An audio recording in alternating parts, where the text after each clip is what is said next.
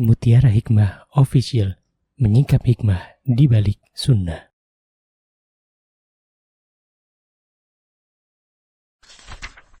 Salurkan donasi terbaik Anda untuk mendukung dakwah Mutiara Hikmah Official. Mari siapkan bekal akhirat kita. Jangan lewatkan kesempatan emas ini. Ayo kita berkontribusi dalam program pembangunan Masjid Mutiara Hikmah yang dibina langsung oleh Ustadz Hanan Yasir MA dan Ustazah Imro'atul Azizah.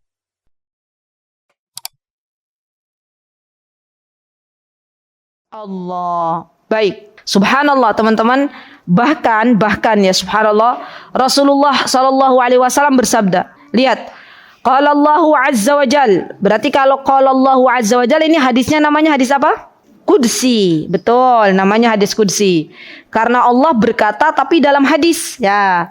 Apa yang Allah Subhanahu wa taala katakan? Wajabat mahabbati lil mutahabbina fi wal mutajalisina fi wal mutazawirina fi wal mutabadzilina fi. Kata Allah, kecintaanku diperuntukkan bagi orang-orang yang saling mencintai karena aku. Lihat Bu, kadang kita ngaku-ngaku aku tuh cinta kok sama Allah, tapi kita lupa bertanya Allah cinta nggak sama kita? Iya nggak? Teman-teman, ibu-ibu, kalau kita bilang, Ustazah aku mencintai Allah kok. Nah, tapi kalau saya tanya Allah cinta nggak ke jenengan? Yo nggak tahu. Nah, maka ini menjadi jalan atau sarana kita mendapatkan cintanya Allah. Ya, karena Allah itu akan mencintai seorang hamba yang mana hamba tersebut mencintai hamba Allah yang lain karena Allah. Subhanallah.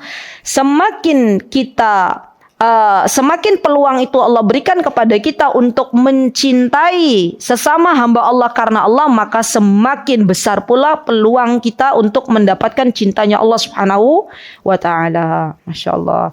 Ini indikasi ya bahwa subhanallah, bahwa ketika kita ingin dicintai oleh Allah, maka Allah berikan taufik kepada kita untuk mencintai ya hamba Allah karena Allah. Baik. Atau yang duduk-duduk bersama aku karena Allah. Nah ini ibu-ibu duduk di majlis ilmu, kan kita duduk di majlis ilmu bertemu dengan sahabat-sahabat, kan yang kita inginkan adalah ridhonya Allah, ya betul. Bukan karena sahabat saya duduk di pengajian bawa dunia, kepingan-kepingan emas gitu ya, lembaran dolar, kan enggak juga. Ya, kita duduk sama-sama pengen mendapatkan ridho Allah. Masya Allah. Wal mutazawirina fi, subhanallah. Siapa orang-orang yang mendapatkan cintanya Allah?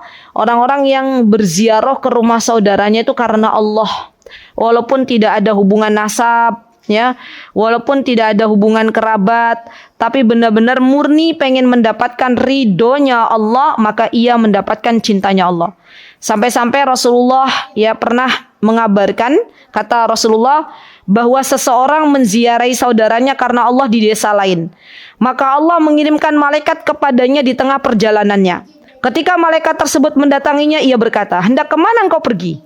Orang itu menjawab, aku hendak pergi ke rumah saudaraku di desa ini. Malaikat bertanya, apakah engkau hendak membereskan sesuatu yang engkau jaga atas saudaramu itu? Orang itu menjawab, tidak. Hanya saja aku mencintainya karena Allah. Ya Allah, ya. Ini benar-benar ada loh Bu. Maka malaikat itu berkata, sesungguhnya aku adalah utusan Allah kepadamu untuk mengabarkan bahwa Allah telah mencintaimu sebagaimana engkau mencintainya karena Allah. Bu, kalau kita punya sahabat, walaupun itu bukan karib kerabat kita, maka jadikan ziarah kita itu, berkunjungnya kita itu karena Allah, bukan karena yang lain. Coba cek di list kehidupan kita. Kalau kita mengunjungi saudara kita yang bukan karib kerabat, biasanya untuk apa? Ya, untuk apa Bu Reni biasanya? Apakah?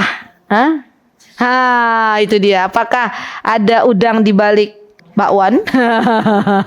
Bukan di balik batu ya, di balik bakwan gitu kan ya. Kalau masih ada sesuatu dari dunia nggak dapet.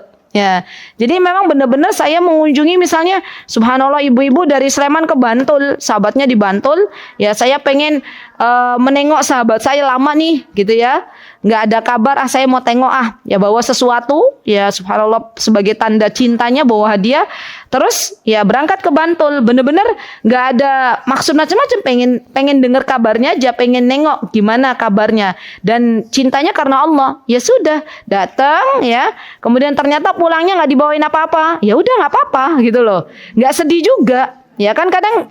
Kalau hitung-hitungan kita secara logika manusia, kita bawa sesuatu kan pengennya dapat sesuatu tuh. Ya. Ingat, Anda sudah mendapatkan pahala dari Allah Subhanahu wa taala. Bahkan lebih besar dari pahala tersebut, yaitu Anda dicintai oleh Allah Subhanahu wa taala. Allahu akbar, Allahu akbar. Tidak ada yang membahagiakan seseorang kecuali mendapatkan cinta dari Allah Subhanahu wa taala.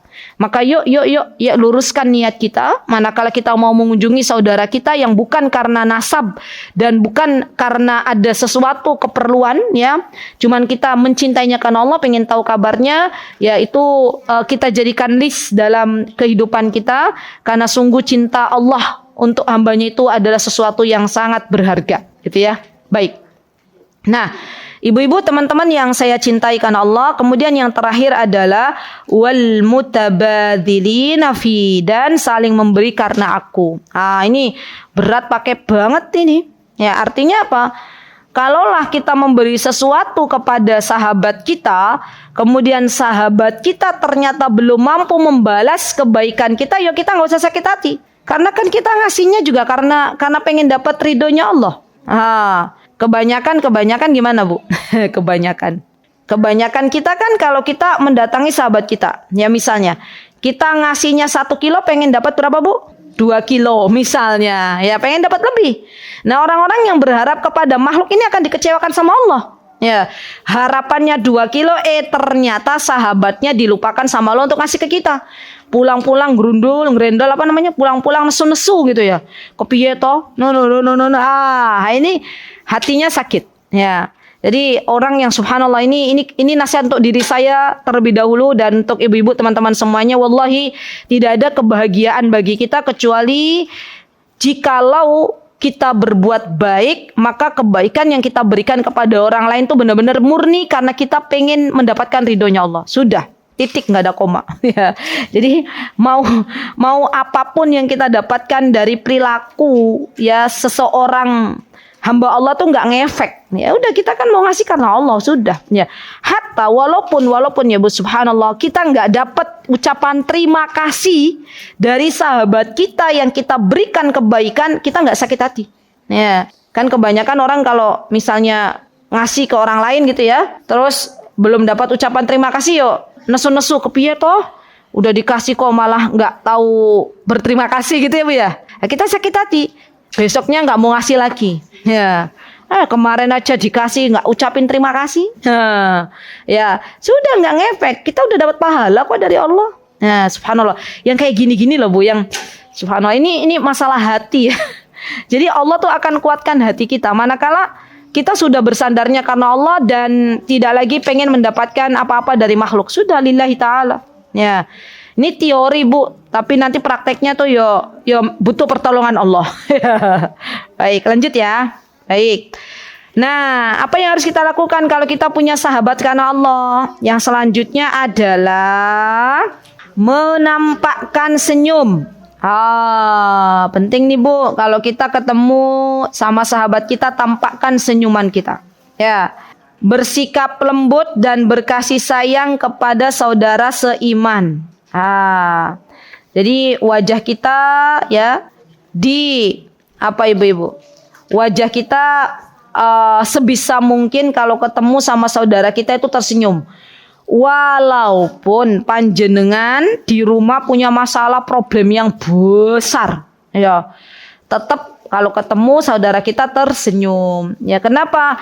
Karena senyum kepada saudara kita itu bagian dari sedekah. Ya, la tahqiranna minal ma'rufi syai'an walau an talqa akhaka biwajhin talqin. Janganlah seseorang meremehkan perbuatan kebaikan walaupun remeh temeh, ya walaupun ia menjumpai saudaranya dengan tersenyum. Subhanallah, subhanallah.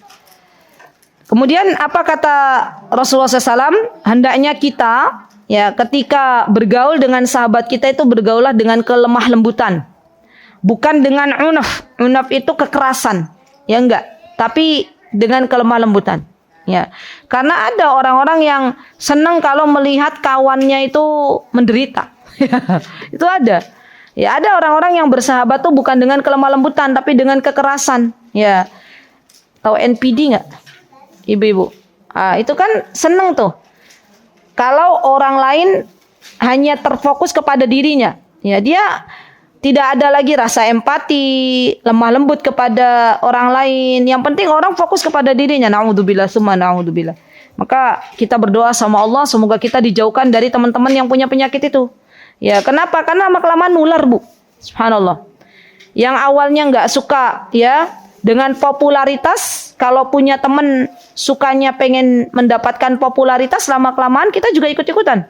Ya, ibu-ibu, teman-teman yang awalnya nggak suka joget-joget di TikTok, ya, awalnya malu, ya Allah, masa ya udah tua gini kok ya geol, ya opo lagi kan gitu ya, misalnya. Tiba-tiba temannya bilang, nggak enak gaul sama kamu, ya, ini loh kita mau dapat apa follower misalnya gitu lah. Nah, masa nggak enak deh, nggak kompak gitu ya. Akhirnya apa? Karena nggak enak ikutan, ya. Usia sudah tidak lagi muda, geol di depan TikTok. Kena nggak? Kena. Subhanallah. Hati-hati. Seseorang yang bergaul dengan orang yang nggak bagus akhlaknya itu akhirnya akan mengorbankan rasa malu yang Allah berikan kepadanya. Subhanallah. Jadi rasa malu ini mahal, ibu-ibu. Ya, dan akan Allah ambil manakala kita salah bergaul. Baik. Nah, ini penting nih, ibu-ibu. Ya, Rasulullah Sallallahu Alaihi Wasallam memberikan kepada kita kaidah. Apa kaidahnya? Yuk kita pelajari. Kata Rasulullah SAW, kata beliau, tasafahu yadhabul ghil. Nih, saling berjabat tanganlah kalian, karena hal itu akan menghilangkan rasa dengki.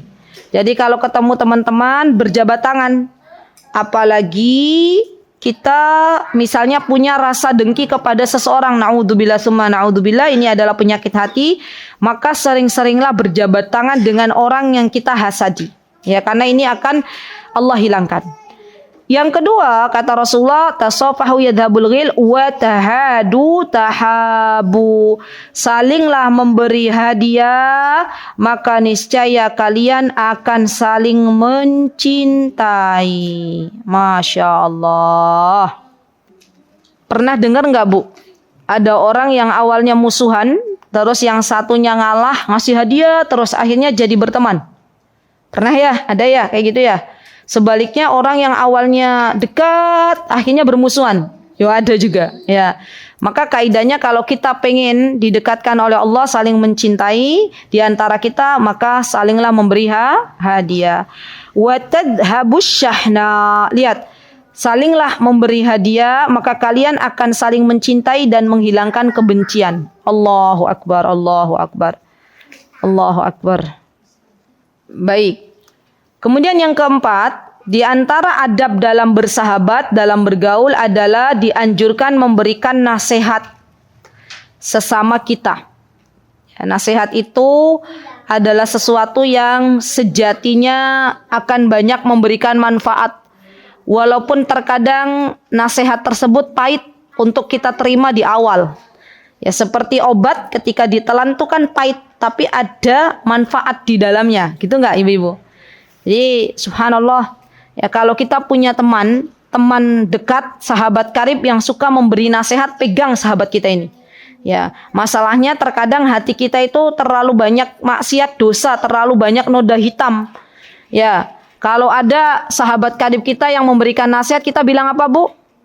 Halah, suka ikut campur urusan saya, duit-duit saya, waktu-waktu saya, hidup-hidup saya, gitu enggak? Ya, menolak, sudah. Kenapa? Karena hatinya sakit. Ya. Sejatinya kalau kita punya sahabat yang baik, itu yang akan menyelamatkan agama kita. Ya, itu yang akan menyelamatkan kita dari masuknya kita ke dalam jurang api neraka. Ya, subhanallah. Saya pernah, Bu, punya sahabat, teman dekat ya di Yaman itu, yang hobinya memberikan nasihat kepada semua orang. Ya, subhanallah. kalau beliau melihat ya teman-temannya itu ghibah, ngunjingin orang, maka beliau udah nggak takut lagi nanti akan diomongin apa-apa sama temannya. Beliau bilang begini, ya akhwati, bahasa Arab ya akhwati itu artinya wahai saudariku, ya ittaqillah, bertakwalah kepada Allah. Wallahi kita itu lagi memakan bangkai saudara kita. Udah nggak usah ngunjingin orang, sudah bubar gitu ya. Jadi masya Allah sering kali beliau begitu. Ya, sebagian orang nggak suka deket sama beliau. Ya katanya, aduh ada fulana nih siap-siap nanti dapat nasihat katanya gitu ya. Tapi masya Allah sebagian orang suka dengan beliau. Bahkan kedatangan beliau baru masuk pintu saja, orang-orang tuh udah pada bubar ada fulana gitu. Masya Allah merinding. Jadi wibawanya tuh dapet gitu ya, masya Allah. Nah kita kan nggak kadang ya Bu ya. Misalnya di situ ada kemungkaran, ada orang gibah ngunjingin. Kita kan kadang mau bangkit dari majlis aja pakai wah gitu ya. Oh nanti dikira sok suci, boro-boro mau ngasih nasihat. Ya, bangun dari majelis menghindar aja kan kadang kita nggak enak tuh. Ya, lah itu fulana itu ngasih nasihat sudah. Ya, apa saja beliau nasihatin. Ya, ittaqillah, bertakwalah kepada Allah. Pasti beliau memulai apa-apa tuh beliau bilang ittaqillah. Ya, bertakwalah kepada Allah. Jadi senanglah ya mendapatkan nasihat yang seperti itu. Karena ini sangat bermanfaat untuk kita. Bahkan ya masya Allah teman-teman, sahabat-sahabat yang seperti itu tuh pasti Allah akan pertemukan kembali dengan sahabat tersebut nanti di dalam surganya Allah. Ya, kenapa? Karena kita mencintainya karena Allah. Ya, maka dari itu coba di list PR. Diingat-ingat lagi, PR tulis ya, diingat-ingat lagi. Siapa di antara sahabat ibu-ibu atau teman-teman yang suka nasihatin ibu-ibu? Diingat-ingat, ada nggak? Ya PR-nya mengingat-ingat kembali sahabat yang suka ngasih nasihat, suka mengingatkan kebaikan. Jeng besok ada kajian di Masjid Pogung Baru hari Rabu. Oh, yowis dipegang rata-rata Reni. Oh Mbak Reni jadi ini ya, masya Allah. Berarti itu sahabat baik tuh Bu, masya Allah. Sahabat yang suka ngingetin kita kebaikan, jeng besok puasa. Itu masya Allah. Ya, jangan kita ada rasa, halah dia tuh suka nasehatin. Yo, orang ideanya aja suka kayak gini-gini, udah itu tandanya hati kita mengeras itu. Subhanallah. Iya, sakit hati kita. Orang diantara ciri orang yang sakit hatinya itu, diantaranya kata Imam Ibnul Qayyim itu adalah orang yang nggak mau nerima nasihat. Ya, panas kalau dikasih nasihat itu rasanya hatinya itu rasanya tuh panas, nggak suka. Ya kenapa aku nggak nyaman lah berteman dengan dia. Kenapa? Karena dia hobinya suka nasihatin aku. Itu serem pakai banget tuh Bu. Ya, bukan dianya yang salah, bukan nasihatnya yang nggak baik, tapi hati kitanya yang belum bisa menerima. Ya, makanya kalau ada orang sakit ya Bu, bubur ayam yang enak itu ya apa ibu-ibu? Lontong sayur yang enak dimakan pahit enggak? Pahit. Ya, karena bukan bubur ayamnya yang nggak enak, tapi ya itulah kondisinya yang nggak bagus. Ya sama orang kalau dikasih nasihat, ya dia nggak bisa menerima, bukan nasihatnya yang nggak baik, tapi apanya hatinya yang lagi nggak baik-baik saja. Ya masya Allah. Baik, jadi bagus tuh Bu. Ya pegang ya Bu. Bu siapa tadi yang pakai baju biru? Bu Sintan? Bu Susi. Bu Susi. Berarti kalau Bu Reni suka ngingetin kebaikan dipegang. Berarti PR-nya Bu Susi habis ini bilang ke Bu Reni uhibbuki fillah, gitu ya. Oh iya, lo jangan sekarang, nanti habis selesai ya, kajian ya. Oh iya nanti habis pengajian ya insyaallah. Baik ya lanjut dulu ya Bu Susi, ya fokus lagi. Yang kelima, saling tolong menolong sesama saudara. Ini penting nih Ibu-ibu. Baik, ini kaidahnya gini. Secara sederhananya gini, kita di dalam hidup itu butuh ditolong sama Allah nggak? Siapa yang nggak butuh ditolong sama Allah boleh angkat tangan deh. Oh nggak ada, berarti ini tanda-tanda butuh pertolongan Allah semua ya. Kalau kita pengen hidup kita ini apa-apa ditolong sama Allah, enak loh ditolong sama Allah itu. Lagi butuh sesuatu Allah datangkan. Kan sering kali kita begitu nggak dalam hidup. Ya Allah, besok itu pas bayar listrik gitu ya. Ya Allah, kok ya qadarullah, ya pulsanya nggak cukup misalnya gitu ya. Ya Allah tolonglah hamba ya Allah, tiba-tiba Allah kasih pertolongan gitu kan ya. Ada orang ngutang nggak bayar-bayar tiba-tiba datang ya. Bu, tobat saya Bu, ya kemarin tetanggaku meninggal dunia gitu ya. Wedi takut sama kematian akhirnya bayar utang. Alhamdulillah. Nggak ditagih kan ada gitu kadang ya. Pernah nggak ibu-ibu memberikan hutang kepada temennya atau kepada orang lain, sudah kita kayak lupakan gitu, tiba-tiba kok Allah datangkan gitu loh. Tanpa kita meminta, itu pertolongan dari Allah. Ya maka kalau kita pengen hidup kita banyak ditolong sama Allah, banyak-banyaklah menolong saudara kita. Kenapa? Karena wallah fi aunil abdi ma kana al-abdu fi auni akhi. Allah itu senantiasa menolong seorang hamba selama hamba tersebut menolong saudaranya. Ini kaidah. Jadi cara mendapatkan pertolongan Allah itu mudah. Apa diantaranya? Sering-sering aja nolong orang lain. Kalau kita pengen dimudahkan urusan kita sama Allah, mudahkan urusan orang lain. Dah, itu kaidah itu. Ya. Jadi kalau kita merasa, ya Allah saya kok sering mengalami dalam kehidupan tuh kesukaran, kesulitan, ya berarti jalan solusinya adalah memudahkan urusan orang lain. Kalau kita pengen doa kita diijabah sama Allah, sering-sering doain orang lain, kan gitu ya. Hidup tuh simple sebenarnya Bu. Cuman yang nggak simple tuh kadang karena hati kita yang lagi sakit ini. Ya boro-boro mau doain orang lain, Ustazah, ya doain saya aja misalnya ya. Itu kadang saya lupa katanya gitu ya. Ya nggak apa-apa, doain orang lain tuh jauh lebih baik. Ya Masya Allah. Baik, yang keenam. Hendaklah sesama muslim atau saudara atau sahabat itu saling tawadhu, rendah hati. Ya, merendah. Merendah itu bukan artinya kita menghinakan diri, enggak. Tapi kita tawadhu, ya. Karena saya kira kita pun nggak suka kalau punya sahabat yang waliyadzubillah sombongnya luar biasa. Ibu-ibu suka nggak kalau punya sahabat yang sombong? Nggak suka kan? Ya, sukanya dengan sahabat yang rendah hati. Masya Allah. Karena orang yang merendahkan hati ya karena Allah, maka Allah akan mengangkat derajatnya. Masya Allah. Ya, enak loh orang berteman dengan orang yang rendah hati itu enak Bu. Enaknya gimana? Ya nyaman aja. Ya. Kalau berteman dengan orang yang sombong enak nggak? Nggak enak, babar blas. Ya, nggak enak. Ya, kita kayaknya tuh hidup kita kayaknya diapain Bu? Dihina terus. Ya. Dan serem juga sih Bu. Ya, serem kalau kita waliyadzubillah semoga Allah jauhkan kita dari pertemanan dengan teman-teman yang sombong. Biasanya orang yang sombong itu sukanya ngatur-ngatur aja gitu ya. Ya, atau sukanya hina-hina terus. Naudzubillah. Maka kadang wanita ini kena mental. Apa Bu? Kesehatan mentalnya terganggu ya karena dia punya bestie yang nggak baik, punya bestie yang sukanya nyinyirin. Itu bahaya, itu musibah itu. Ya, daripada kita akhirnya kena sakit mental, lebih baik sudah kita lepas tuh bestie-bestie model gitu tuh. Ya, orang yang sombong itu tidak akan menghargai kita. Ya, bisanya menginjak diri kita. Subhanallah. Maka lebih baik kita hindari daripada kita sakit hati. Ya, baik.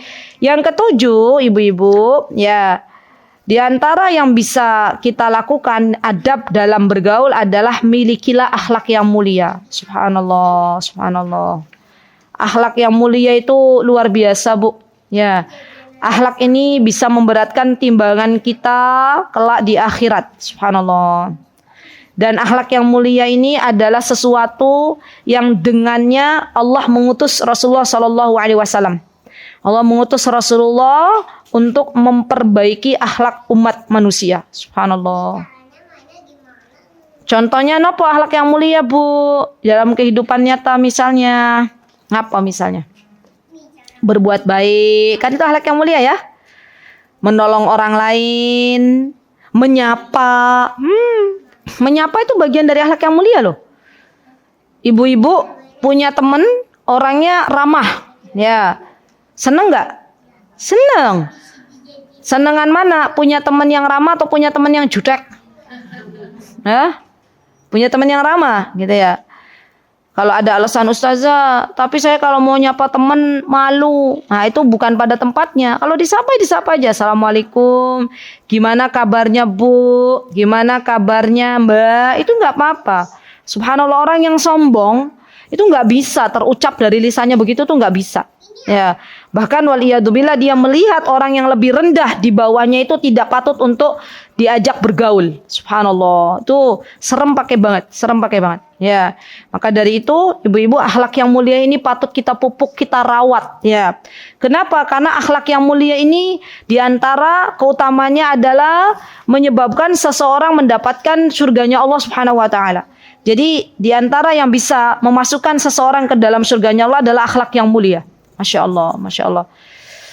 Semoga Allah karuniakan untuk kita akhlak-akhlak yang mulia. Amin. Allahumma amin. Masya Allah. Dan saya melihat sendiri ya teman-teman, Masya Allah, para guru-guru, para syekh ya di kota Madinah, itu mereka itu Masya Allah, mereka rata-rata punya akhlak yang mulia. Masya Allah, mereka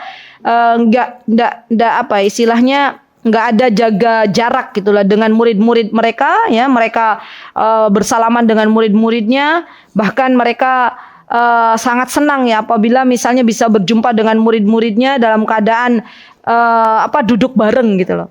Jadi kami tuh pernah mendapati juga guru kami di Yaman itu ya sama murid-muridnya itu ya duduk bareng gitu ya, duduk di bawah, maksudnya bukan yang satu di atas satu di bawah. Kalau pas lagi makan, lagi tanya jawab itu ya di bawah. Ya Masya Allah, mereka itu luar biasa akhlaknya, tawaduknya luar biasa, Masya Allah. Dan kita lihat ya ulama-ulama yang model-model seperti ini nih biasanya banyak dicintai oleh murid-muridnya, Masya Allah. Dan teladan yang terbaik dari akhlak itu adalah baginda Rasulullah Sallallahu Alaihi Wasallam. Bagaimana Rasulullah duduk bersama para sahabatnya, bagaimana Rasulullah memuliakan ahlus sufah. Ahlus sufah itu adalah para sahabat yang zaman dulu nggak punya rumah di Madinah.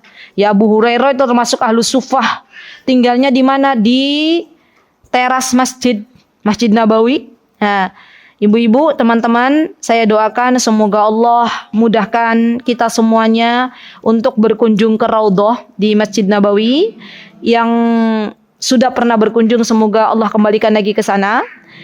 Nanti kalau pas ke Raudhah, pas mau keluar Raudhah, ini kapan nih? Kadang ganti-ganti kalau sekarang ya. Kadang dimasukkan di pintu yang keluar ya. Tapi biasanya kalau keluar dari Raudhah itu kita akan diperlihatkan oleh Allah sebuah kotakan ya, pas mau keluar Raudhah sebelum pintu Masjid Nabawi, itu kotakan lebih tinggi lantainya daripada lantai Masjid Nabawi. Kotakan gitu. Kotak apa ya bahasanya, kotaan ya. Kotak gitu ya. Kotaan sebuah bangunan di dalam Masjid Nabawi yang dia tuh lebih tinggi daripada lantai Masjid Nabawi, kotak bentuknya. Ya, saya pernah bertanya sama askar yang di sana itu, yang para wanita-wanita yang bertugas di dalam Raudhah, saya tanya, penasaran, itu tuh apa? Saya tanya gitu ya. Ukti itu tuh apa sih, ini bangunan apa? Nggak boleh sholat di situ juga, dikasih kayak tanda gitu. Nah, terus kata salah satu askar tuh bilang ke saya, oh itu tanda bahwa itu tuh dulu tuh ahlus sufah tinggalnya di situ, gitu. Ahlus sufah jadi dulu tuh bagian dari teras masjid. Kan memang perluasan terus kan Bu. Kubur Rasulullah SAW, makamnya Rasulullah itu kan dulu bukan bagian dari masjid. Itu rumahnya. Ya, ghurfa atau kamarnya Ibunda Aisyah radhiyallahu anha. Ya, istrinya Rasulullah SAW. Rasulullah meninggal dikubur tuh bukan di masjid, tapi di kamarnya Ibunda Aisyah radhiyallahu anha. Ya, dan itu kotakan itu dulu juga sama, itu bukan berada di masjid, bukan, tapi di teras. Ya, dan disitulah ahlus sufah tinggal. Ya, subhanallah. Saya, alhamdulillah Allah berikan ilmu ya bahwa itu ternyata jarang orang tahu itu tuh tempat apa gitu ya. Masya Allah. Dan itu ternyata bagian dari tempat tinggalnya ahlus sufah. Nah, Rasulullah itu memperbolehkan para sahabat ya untuk tinggal di situ bagi yang belum punya rumah. Ya, baik. Ibu-ibu yang saya cintai karena Allah, ya ini karena waktunya sudah pukul 10, ya Masya Allah. Sedangkan Masya Allah masih banyak Bu Reni, ya nih lihat, ya ini ada 16 poin, ya. Maka hari ini insya Allah cukup, yang penting diamalkan. PR-nya tadi apa? PR-nya, siapa sahabat yang suka memberikan nasihat. PR kedua. Setelah pengajian ini, kalau teman-teman ya dirasa ada ya sahabat yang patut dijadikan sebagai seorang sahabat atau ada wanita yang patut dijadikan sebagai seorang sahabat, hendaklah cepat-cepat mengutarakan uhibbuki fillah. Ya, karena kan kita nggak tahu kematian itu kapan datangnya. Gimana? Kalau kita mengucapkan kepada sahabat kita hari ini uhibbuki fillah, sahabat kita mengucapkan ahabbakilladzi ahbabtanillah, gitu ya, misalnya kepada kita, atau dalam riwayat lain ahabbakilladzi ahbabtani fi, gitu ya. Kemudian Allah wafatkan kita, subhanallah Bu, kita belum berada di surga, sahabat kita sudah duluan masuk surga, maka sahabat kita itu nyari kita nanti. Ya Allah. Maka dari itu saya berpesan ibu-ibu, kalau ibu-ibu udah masuk surga duluan, ya nggak lihat saya di surga, cari saya ya. Ya. Jadi nanti bukan protes, minta sama Allah. Ya Allah, ya Azizah kemana gitu ya? Kok belum ada, belum kelihatan di surga gitu ya? Ya Allah, saya minta beliau dimasukkan ke surga. Masya Allah. Ya, jadi kita saling mendoakan ya, bagi kita yang saling mencintai karena Allah, kalau sudah masuk surga duluan, cari sahabat-sahabat yang ketika kita di dunia kita bersahabat dengan sahabat kita karena Allah. Gitu ya Bu, semoga Allah Azza wa Jalla menyatukan kita kembali di dalam surga Firdaus. Semoga Allah Azza wa Jalla memberikan kepada kita semua sahabat-sahabat yang baik, sahabat-sahabat yang Allah cintai, yang Allah ridhoi, dan semoga Allah lembutkan hati kita sehingga kita bisa menerima nasihat, karena sungguh nasihat itu adalah sesuatu yang indah bagi kehidupan kita. Baik, itu yang bisa saya sampaikan. Insyaallah bertemu di kesempatan yang akan datang. Aqulu qauli hadza wastaghfirullah li wa lakum wa akhiru da'wana anil hamdulillahi rabbil alamin. Wassalamualaikum warahmatullahi wabarakatuh. Mutiara Hikmah Official, menyingkap hikmah di balik sunnah.